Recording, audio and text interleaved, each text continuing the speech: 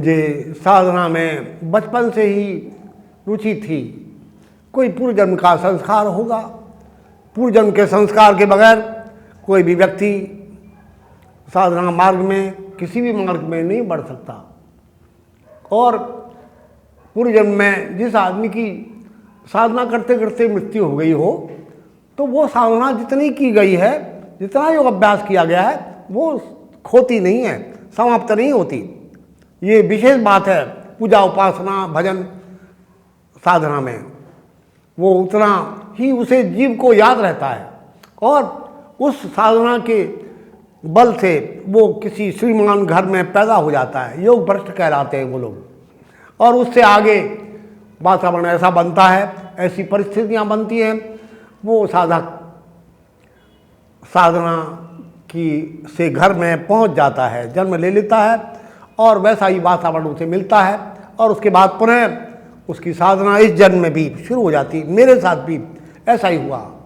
मैंने साधना के रहस्य नामक पुस्तक में, वो मेरी जीवनी के रूप में है, जो जिस प्रकार साधना हुई, जो घटनाएं मेरे साथ हुई और किसी जल्दी महत्वपूर्ण परिवर्तन साधना के मार्ग में हुए, वो सब प्रभाव पूर्व जन्म की साधना का था।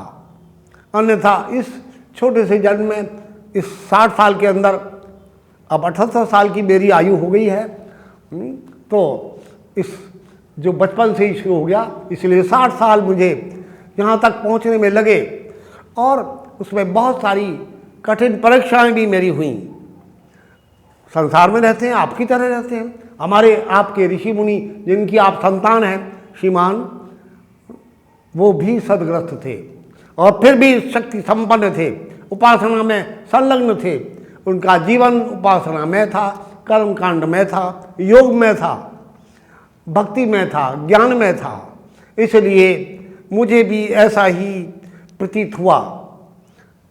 एक महात्मा घर में आते थे, मुझे अच्छे लगते थे, वो ले गए मुझे। देश का पार्टीशन हुआ, उस समय की बात है, वो मुझे ले गए और वहाँ जंगल में ऐसा व्यामान खतरनाक सुनसान जंगल था जहाँ आदमी के महीनों तक दर्शन ना हो।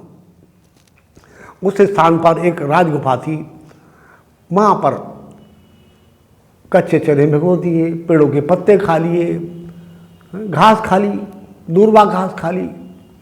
वो बड़ी शक्तिशाली होती है, परम सात्विक होती है, ऋषि मुनियों का भोजन है दूर्वा घास।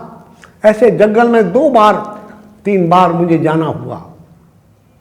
पहली बार वो महात्मा जी ले गए, उस समय अबोध बच्चा था मैं।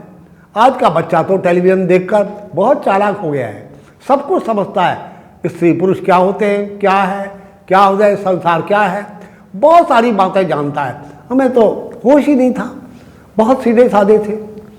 इस प्रकार महात्मा जी से पूछा, मन ना लगे, अब क्योंकि हम तो स्कूल में पढ़ने वाले वकील के लड़के थे, हमारे पिता वकील थे और वहाँ चाय पीने की आदत थी। जंगल में हमें क्या पता, वहाँ हमारी नानी थोड़ी बैठी है वहाँ जो चाय पिलाएगी हमें। केवल गर्म पानी करके पी लिया। तुलसी के पत्ते, जंगल में तुलसी बहुत थी, तुलसी के पत्ते डाले हंडिया के अंदर, ना बर्तन थे। वहाँ लकड़ियाँ जंगल में बहुत थी, लकड़ी जलाई और गर्म पानी कर लिया, तुलसी के पत्ते डाले, अब पी लिया। इस प्रकार उससे शरीर शुद्ध हो गया। और दूर्वा बहुत थी घास जंगल में, दूर्वा तोड़ के खा ली।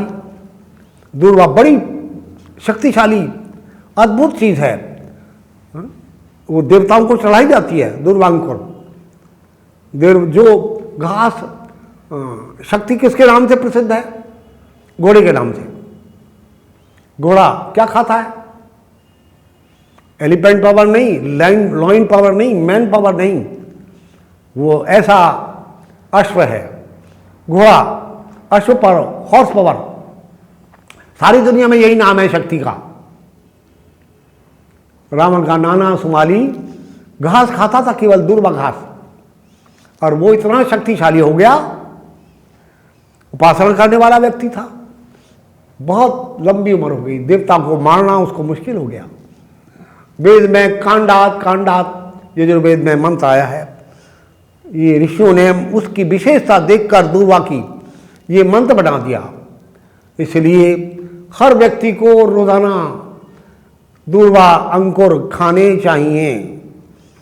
जो व्यक्ति खाएंगे वो परम सात्विक हो जाएंगे, उनके शरीर से बीमारियां निकलकर बाहर भाग जाएंगी और योग के लिए अधिकांश रूप से शरीर स्वस्थ होना चाहिए, तभी साधना कर सकते हैं।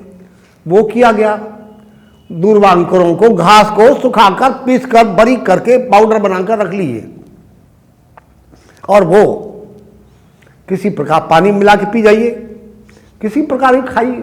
और दूर्वा तो हर मौसम में होती है, ऐसी बेशरम घास है कि मरती ही नहीं। इसलिए दूर्वा अंकुरों को प्रयोग करिए। प्राचीन काल में ऋषि मुनि साधारण सदग्रस्त सभी लोग जनसाधारण दूर्वा का बहुत पूरे बड़े रूप में अपने भोजन में नित्य प्रयोग करते थे और उससे सात्विक शरीर की बहुत सारी बीमारियां अपने आप भाग जाती हैं।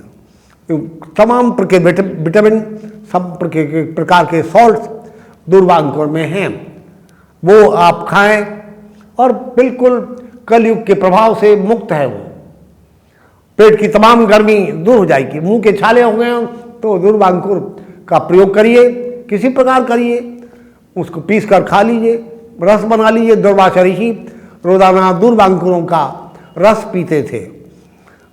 इसलिए आप भी अपने जीवन में प्रयोग करके देखिए। अगर उपासना में आनंद लेना चाहते हैं, उपासना में कुछ देखना चाहते हैं, मेरे साथ भी ऐसा ही हुआ। कच्चे चने खा लिए, दूर्वा अंकुर ले लिए, तुलसी दल ले लिया और बस ध्यान में